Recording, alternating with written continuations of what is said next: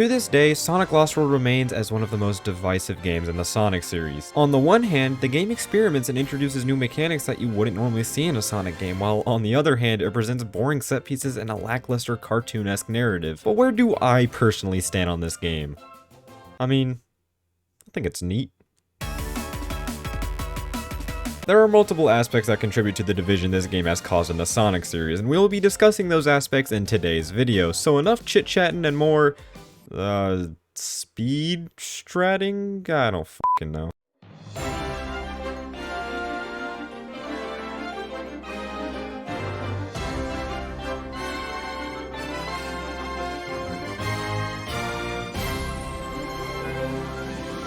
So let's start from the very beginning. How exactly did this game come to be? Well, after the widespread success of Sonic Generations, it seemed that Sonic Team had finally found its footing in making multi-platform 3D Sonic games. At this point, the boost formula was at its best, and it was super fun and unique at the same time. So, for the next Sonic game, Sonic Team wanted to improve upon the boost gameplay even further, and make it even more fun and intuitive. I'm just kidding. Instead of sticking to what worked beforehand, they opted to try something completely different with Sonic Lost World. They even partnered with Nintendo to make the game exclusive to the Wii U and 3DS, which resulted in the game being heavily catered towards Mario fans, which is also evidenced by literally everything in this goddamn game. So what made Sonic Lost World such a shocker to Sonic fans? In my eyes, it is definitely the gameplay. I still don't understand why they decided to change things up. Like, why now? Were they not able to find any improvements and adjustments they can make to the boost gameplay? Were they trying to make the game more accessible to Nintendo fans and children? Yeah, definitely that one. In all seriousness, I feel like the gameplay in Sonic Lost World didn't catch people off guard because it was bad by any means. It was just so out of left field. The parkour system was a significant part of this game's marketing, and I mean, back then it looked really freaking cool. Being able to run and climb up walls with Sonic made the level design seem like mini playgrounds in that you could just do whatever you want, as opposed to the straight lines that we were boosting through in Generations just a couple of years ago. But in execution, I feel like there are definitely some improvements that could have been made to the parkour system, because while it is very fun, it can get annoying to control at times. The game doesn't really do a good job of explaining the mechanic to the player, so I feel like I and everyone else had a rough time adjusting to how it controlled. There's also sort of a sense of automation to the parkour system, as when you run up a wall and you go forward, the game pretty much just boosts you across the wall, but other than that, I think it's very fun, and I'm really glad that they somewhat reused it and improved upon it in Frontiers. But besides the parkour system, I feel like the other main difference in the gameplay is Sonic's speed. If you do nothing but tilt the analog stick, Sonic only performs a slow jog, which is horrendously slow. In order to go fast or run, you are required to press the right trigger. Like, why though? Every time I play this game, I never find myself not using the run button. The run button doesn't even make Sonic go that fast, so I don't see the point of it. Thankfully, you can get absurd amounts of speeds by using the spin dash. Holding down the left trigger allows you to use it, and if you continuously hold down the button, even when you jump, you save your momentum, meaning that you can basically just breeze through levels by just holding down the spin dash button. I'm very glad they included this, because without it, the game would seem very slow. The homing attack also returns in this game, but now you can lock onto multiple enemies at once, and you can charge it up for larger enemies so you can deal more damage. This is yet another really weird design choice, but it is somewhat helpful, so that's something. You also have this kick attack thing that you need to use for some enemies. Yet again, another weird design choice, because I feel like it would have been much more intuitive to just use the standard homing attack a couple of times instead of pressing one button then another. Like, it's just unnecessary. I already talked about this in a previous video, but the 3DS version has this shockwave move instead, which is way more useful if you ask me. Wisps also return in this game, but they're really only used for stage-specific gimmicks rather than an actual power-up that you can use. We have the laser, the drill, the rocket, and the hover. All of these return from Sonic Colors, but we also have new wisps like the asteroid, eagle, rhythm, and bomb. Oddly enough, as useless as it is, the bomb wisp is the only one that isn't stage specific. In fact, in order to use it, you need to use this inventory system where you can equip certain items. I actually didn't even know this wisp existed for the longest time, but it's whatever, because the thing is really only used to unlock hidden rooms that give you extra goodies. The game also has the bounce move and double jump, which makes me feel like the control scheme in Lost World is definitely catered more toward platforming rather than speed. This is also reflected in the level design as well, because most levels are these hot dog spherical cylinder thingies that you can just run all the way around on, kind of like Mario Galaxy. Huh.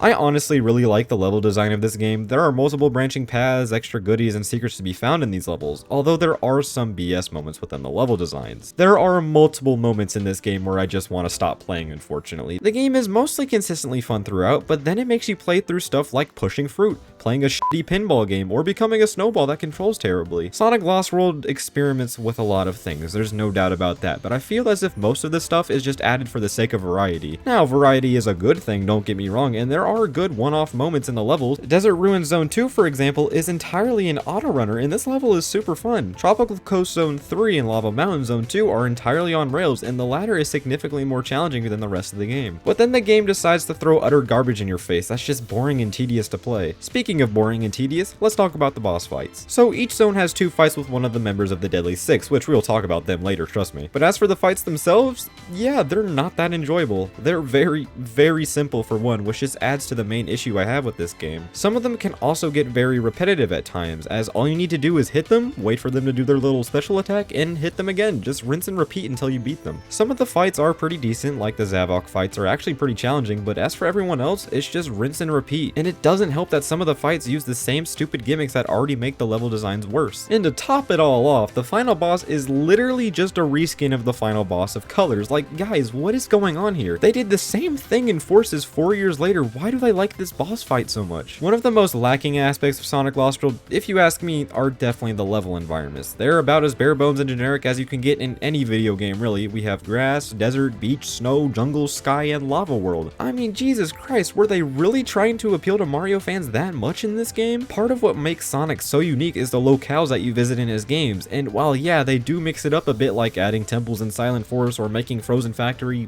a factory, the general aesthetic is still there. If they went with more Sonic-y environments while still making it cartoony as they intended, then this game could have looked truly breathtaking. But no, let's just copy and paste from New Super Mario Bros. And call it a day. Progression in this game is as simple as it gets. We have 6 main zones and a secret unlockable special zone for beating the game. Each zone has 4 stages, and as I said before, there's a ton of variety in them. In the Wii U version, these circus tent things would pop up every now and again, and they made it easier to gather flickies that help you unlock certain levels. Yeah, you unfortunately can't just make a beeline to the end of the game because the last levels in each zone require you to have a certain amount of flickies. But along with that, the game occasionally throws these side levels in a couple of the zones, and they're utter garbage, just more gimmicky stuff that's just not very fun. The same can be said about the secret special world, as all of the levels in the zone are just gimmicky extra levels. Also, Lava Mountain is just a huge disappointment if you ask me, because it's either a boss rush or just rehashing stuff we've already seen. The third act is actually not bad, because outside of being a boss rush, it also has normal level design moments, but I wish we could have just seen more of this zone, that's all. But as simple as it is, I really do like the art style of this game. The cartoony art style actually looks really good and fits the game really well, but I wish it didn't fit the game. Let me explain. Oh, the story.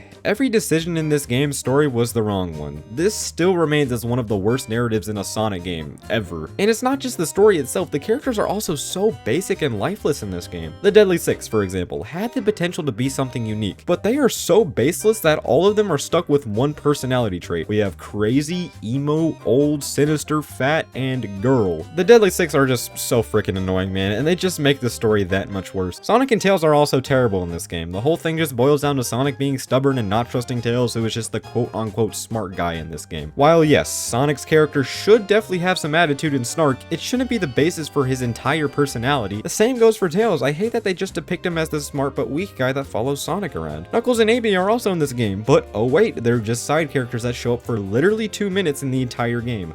Son of a bitch. But to be honest, I feel like Eggman is the best character in this game, pretty much because he has more than one personality trait. He starts off all evil and whatnot, but then he turns into a freaking madman. It's honestly very entertaining to see. But the writing, along with the story in the Sonic Lost World, just brings the game down so much for me. I feel like this is definitely the worst instance of the whole meta era thing when it comes to the writing. It's very similar to a Saturday morning cartoon, as there's basically no seriousness in this story whatsoever. The plot is fairly simple. Basically, Eggman captured some flickies and Sonic tries to stop him. Then they discover the lost text and meet the Deadly Six, who Eggman is actually controlling with his conch shell. Sonic, being the clueless bitch he is in this game, knocks it out of Eggman's hand, ultimately ridding him of all control over the Deadly Six. So the Deadly Six turn on Eggman, and it's up to Sonic, Tails, and Eggman to stop them, and yeah, that's pretty much it. Simple plots like this are fine, they're tolerable, but when the writing is as bad as this, it's just laughable. When the story tries to be serious, it falls flat on its face because the delivery of the dialogue is just so forced. Like, just look at this scene, for example.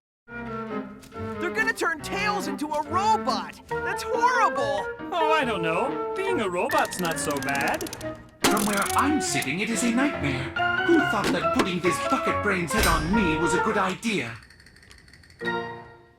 It's insane how this even got okayed to be put in the game. The music in this cutscene doesn't help either because I just can't take it seriously. They for real got the monkey spinning monkeys royalty-free type beat for what's supposed to be a serious moment in the story, and that's really my main problem with the entire narrative of this game. When it's trying to be serious, it just doesn't work at all. Alright, now it's time to talk about side content, everybody's favorite. Each level has red star rings, and collecting all of them in each zone gives you a Chaos Emerald. Once you collect all the Chaos Emeralds, you unlock Supersonic, which is basically just an unlimited boost gauge. Oh well. I mean, it would have been really cool if they made collecting Chaos Emeralds a part of the story, but whatevs, this wasn't really anything new at this point. To be completely honest, the DLC is probably the best part of this game. First, we have the Nightmare Zone, which is just a boss rush but with Night's theming, and this was a pretty good bonus for the bonus edition of the game that I didn't even know I had until 2018. Yeah, I'm being dead serious. I had this game for 5 years at this point and never realized I had a download code for the DLC. Oh no, the code expired in 2014? Nope. We also have 2 Nintendo-based DLC zones because it was on the Wii U, which are obviously not on the PC version, but thanks to modding, you can still play them on PC. Thank you very much, Sonic modding community, I owe you my life. So, the Yoshi's Island DLC is just a standard 2D level, but you can collect Yoshi eggs. That's pretty cool, but the Zelda zone is freaking awesome. It's a very open level, and you can even get this cool little Link costume. You then go underground and get to see Link riding on a Loftwing. It's really cool stuff, and it gives you a crap ton of flickies, making the game a breeze to progress through. The music in this level is also really good. Oh yeah, the music. It's pretty good. Definitely not as good as some of the other Sonic soundtracks, but it still has some gems. Sea bottoms. How do you say that word?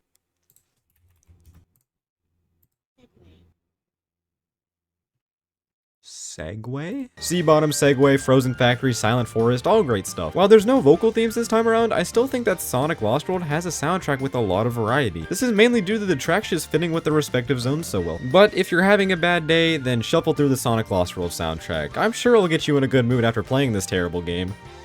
Oh wait, did I just say the game was terrible? Well, despite everything I said about this game, I still actually really enjoy it. Honestly, it's probably just the nostalgia talking here, but I still have a lot of fun playing through Lost World, and it's definitely in my top 10 Sonic games. Yeah, big surprise there, I guess. This is a really weird case because Sonic Lost World as a whole is just a very flawed game, but I still find a lot of enjoyment in playing it. So I'm just going to give it a 6.5 out of 10. It's just above average if you ask me. Alright, well, that's going to end it off for this video. Let me know what you guys think about Sonic Lost World in the comments down below. I'm sure everyone can all agree that this game is an underrated masterpiece, and I'm sure. Alright, that's all for me, so thank you all so much for watching, and I'll see you all later. Goodbye.